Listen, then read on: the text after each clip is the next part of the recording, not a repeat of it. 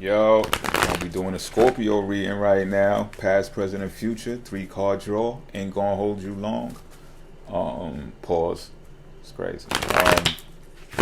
I may cuss, but I don't curse. There's gonna be some adjustments made to the website so that you'll be able to identify what types of personal readings I provide, and the prices will be added on to that listing.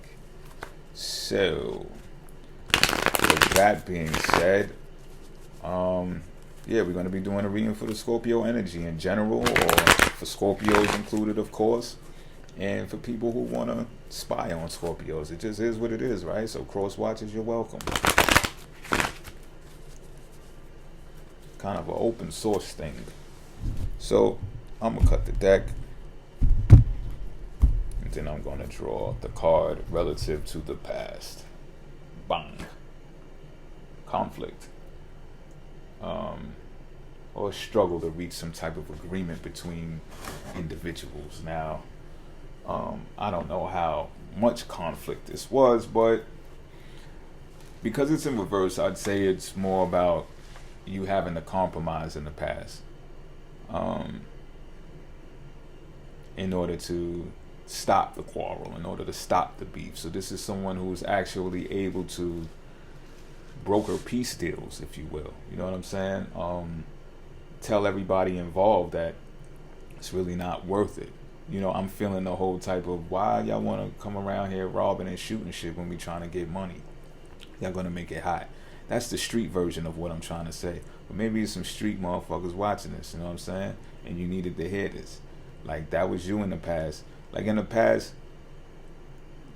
like, the generation I'm from, they had sit downs. You know what I'm saying? It's different today. It just is what it is. But I'm just telling you how it was then, you know? And that would be the conversation most of the times. Yo, we gonna make it hot if we choose violence, if we choose war, if we choose conflict. And in your past, you were the person who was able to say, yo, look, you know, you didn't have to be pussy or soft or something like that. You just had, actually, it takes a lot of courage and a lot of balls to be the person that says, yo, look, we don't need to be doing this. Because you can be looked at as like, are you nuts? Are you crazy? But it's just like, yeah, maybe I am. Because this shit don't make sense when you truly think about it.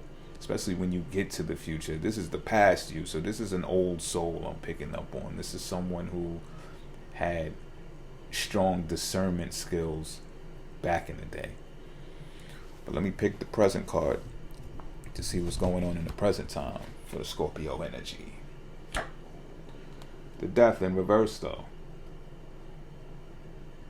So this is someone who's fearing a new beginning. You may actually even be stuck in the past. It might be for reasons, for good reason. And when I say good reason, I might mean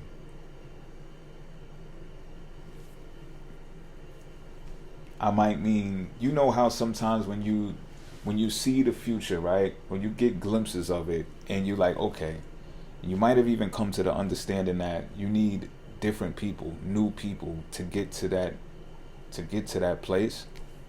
And it's like you're so used to and so accustomed of dealing with the people that you've always dealt with because they have been your support system thus far, you know?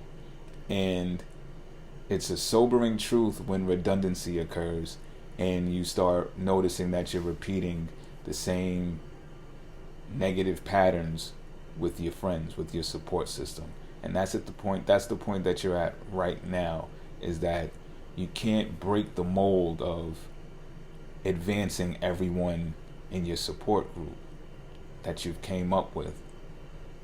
And it's a struggle, it's tough, because y'all are not the same people, right? That's for one.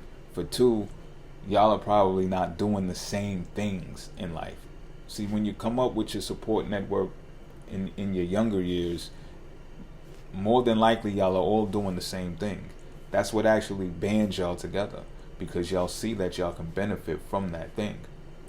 But when you advance, and them included, as y'all advance, y'all start getting new friends and stuff like that. So your present time and your present moment revolves around actually breaking free from those past attachments, because they're emotional attachments at this point. And giving people new chances, giving new people new chances to bring you new experiences, new opportunities in a new life. Because you have to, and in order to do so, and this is something that you know, by the way, you feel it in your heart, that you have to let go of the dependency, the emotional dependency that you have on other people that have been a part of your life for a long time. This is what the future looks like. So it's going to be the Ace of Swords in reverse. All right. The future looks like you're going to think of yourself as a failure. That you have the inability to be intellectual because whatever idea or thing that you put forth into the world didn't strike as something that was brilliant or cunning or something along those lines. That's what I'm getting, but I'm also getting that is when you're dealing with the public at large. It doesn't mean that it's on a more, like if you have a cult following, it's not going to apply. It's pretty much what I'm saying. So, you hear them stories of like some entertainers, they sell 2,000 tickets at a show, and the arena only, or the place only holds 2,000 people. So that's a success. And they don't have all of these big labels attached to them, so all of the revenue is a success as well, because they get to pocket the majority of that money.